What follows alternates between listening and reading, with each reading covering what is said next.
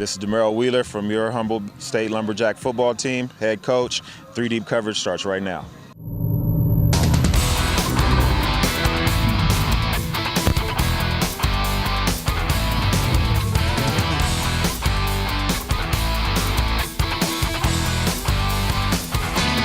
Good evening and welcome to 3 Deep coverage alongside Victor Anguiano. I'm Manny Machado.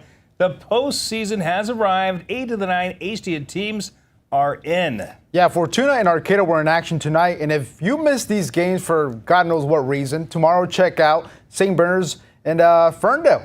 Yeah, those teams will be in action along with Hoopa. Now in college football, Humboldt State football takes to Redwood Bowl one final time. And college Redwoods, well, it's a bye week. They end the regular season next week. We get started, though, tonight with the playoffs, as Fortuna football is making its 11th consecutive year in the playoffs. While the Huskies finished 5-5, they lost 3 of their league games in the regular season. Tonight, as the 6th seed, they hosted number 11 El Molino out to Husky Field for the highlights. And yeah, this young fan showing her team spirit. Fortuna's defense setting the tone early. El Molino getting the ball first, but Isaiah Payne sacks the quarterback for a loss. The Huskies get the ball and score the first touchdown of the game. Zach Claus with some time finds Bryce Sancho, makes the catch, does a great job getting to the end zone. 7-0 Fortuna. Still in the first, Joey Pontus goes right up the middle for the short run. It's a 14-point lead for the home team. Still in the first, or more from Fortuna, is Claus to Dayton Taylor, and no one can stop him. The long touchdown makes it a 21-0 game. El Molino scores to make it 21-7, but Fortuna gets the touchdown right back. Travis Lorenzo does the honors. 28-7 Huskies. Fortuna wins big, 55-14, as they improve to 6-5 advance in the next round. They'll play number 3 Kennedy next week. 530 total yards of offense tonight for Fortuna.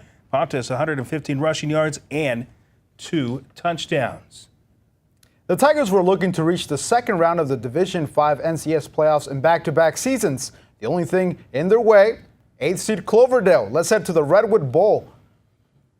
The Tigers defense got rolling early in the first. Matt Joris off the edge welcomes Shane Turner to the North Coast. Brings him down for a sack. Ensuing Eagles possession, Hayden Sanchi jumps the route and picks off Turner. The junior returns at 10 yards before stepping out of bounds. In the second, the Eagles offense eventually got going. First play in the quarter, Turner from 8 yards out, punches his way into the end zone. Cloverdale take the lead 7-0. Tigers, though, keeping things interesting. Matthew Robinson finds Paul Lauerman on the slant for the touchdown. 7-6 Eagles. Arcata missed the extra point. Under a minute to go before halftime, Cloverdale up by 8. Turner on the run finds Cesar Buenrostro downfield. The senior takes it to the Tigers 1. Next play, Joan Wasali down the middle for his second rushing TD of the night. Eagles head into the break up 21-6. Cloverdale wins by 19. They will face first seed Kelseyville in the second round next week. Also worth mentioning, before the game, the Tigers held a moment of silence for Arcata alum Joya Simpson, who died this week. All right, yes. In all 6 years as St. Bernard's head coach, Matt Tomlin has led his football team to the playoffs. After going 6-4 during the regular season, they earned the 5th seed in an opening round matchup against Albany. While the Crusaders are known for their powerful offense, the Cougars' defense is allowing 20 points per game. SB lost last week at Crusader Field, but overall has gone 4-1 at home.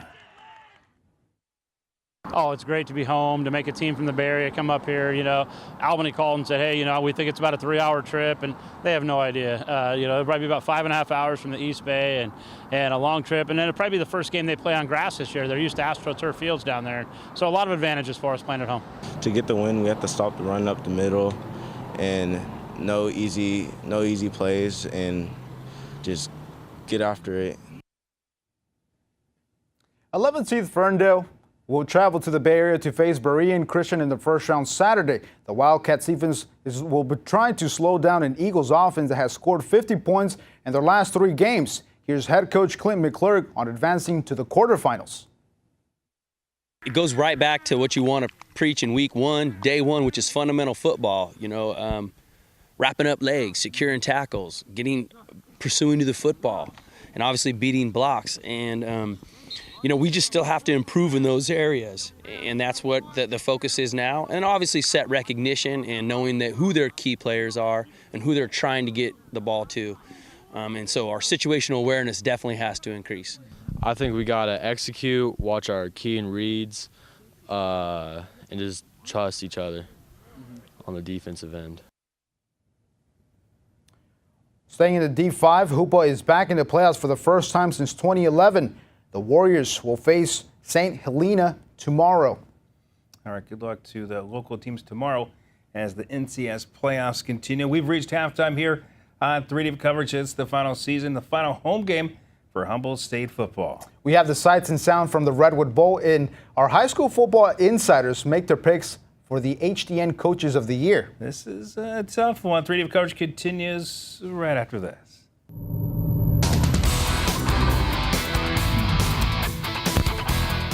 What's up? Jamal Jones, head football coach, Arcata High School, and you're watching 3 Deep coverage.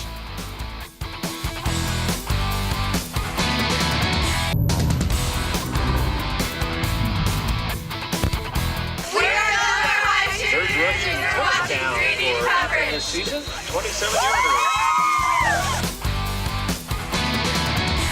Welcome back. With the Corsairs being on their bye week, the college football landscape belongs to the Jacks. Humboldt State is expecting over 4,500 fans to witness their final battle at the Redwood Bowl. Here's Week 10's Sideline Pass. It is our last home game, last home game for the Jags. So we're definitely trying to go out with the bang, and just give it our all. D-Day has arrived for Lumberjacks football. After more than 70 seasons playing at the Redwood Bowl, Humboldt State will face Azusa Pacific in their final home game in program history. Demaro Wheeler knows the recipe to defeating the Cougars. The biggest thing for us was the turnovers. That was a game where we had the most turnovers, and so you saw that we were able to be in the game early. Usually, the last couple games we've been the one turning the ball over, so we get ourselves out of games and have to climb back in. The final outcome against Azusa will be a secondary themed Saturday afternoon.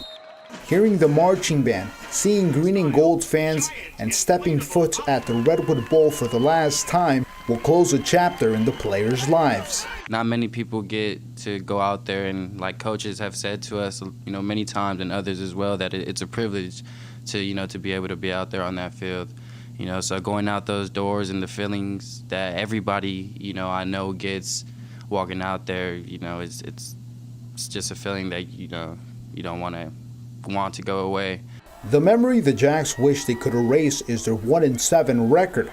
Despite their struggles this season, they remain positive and united. We've kept it together throughout the whole year. We know what we're capable of.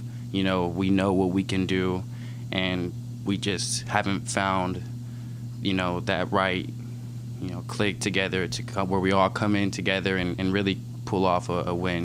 The unwavering support Wheeler has received from Humboldt County has been a pillar in his first stint as a head coach. I always have people in the community or alumni reach out to me and letting me know how appreciative they are. And, it means the world to me just to be able to lead this group of young men in this special venue. In Arcata, Victor Anguiano, Redwood News. With the high school football regular season complete, it's time to pick some awards for the Humboldt Counter-Thompson Servicing Question of the Week. Now, tonight we asked the experts to select the Big Four and Little Four Coaches of the Year.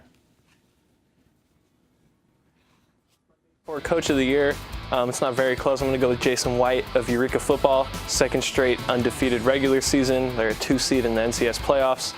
He's got that train rolling. He's got a great supporting staff around him, and he puts everyone in the position they need to be to win. So Jason White, Big Four Coach of the Year. In the Little Four, I'm going to go with Jamal Jones, head coach at Arcata High Football. In his second year, he's brought this program back to being a competitive one. They won their first league crown since 2012 this year when they won the Little Four. They started out 0-3, and I think it takes a special coach to take a small group of kids and and put the confidence in them that they can come back from a very bad start, and that's exactly what they did. My vote for Coach of the Year is Del Norte head coach Louis Nova. He helped lead the Warriors to an 8-2 overall record after Del Norte won only one game on the field last season, and of course they're the number 2 seed in the Division IV playoffs. My Coach of the Year in the Little Four Conference is first-year head coach Willie Sims at Hoopah Valley High School. Coach Sims, a former Warrior, won a section championship as a player, a program that had won only 9 games in the last 6 years, and they are in the North Coast section playoffs for the first time in 7 years. All right, Victor, who do you got? Yeah, I got to go in the Big Four. I think Louis Nova. Got to agree with what Tag was saying. You know, the team that struggled last season, bounce back, have a first-round bye. So hopefully they can make it far. And the Little Four, it has to be Jamal Jones. You know, how he was able to win, they were able to win the conference title since, you know, being that St. Bernard's left the Little Four. They had injuries this season, but still able and to. they were able to bring it back together. Jamal Jones has done a great job. Unfortunately, they lost tonight, but the program is in great hands. All right, Big Four, I'm going to go with Jason White of Eureka. Undefeated, 2 seasons in a row for the regular season. They do have a talented coaching staff helping out, but Jason White leading that program. Little Four, Willie Sims, Hoopah. Before the season started, he said, hey, look, we are going to end the drought. The Hoopah Warriors are going to get into the postseason. A great regular season for Hoopah. And now in the playoffs, they're in action tomorrow night. Let's take a look at tonight's action.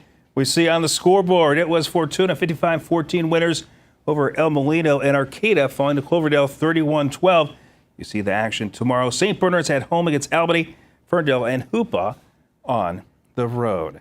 Don't forget, you can watch a replay of tonight's show on the Redwood News website at kim-tv.com. It's simple to view. Just go to our sports page and click on the 3 Deep link. You can also go to our Twitter page for all your latest local sports. That's right. Thanks for watching 3 Deep coverage. We'll see you again next Friday night for Week 2 of the NCS playoffs. Good night.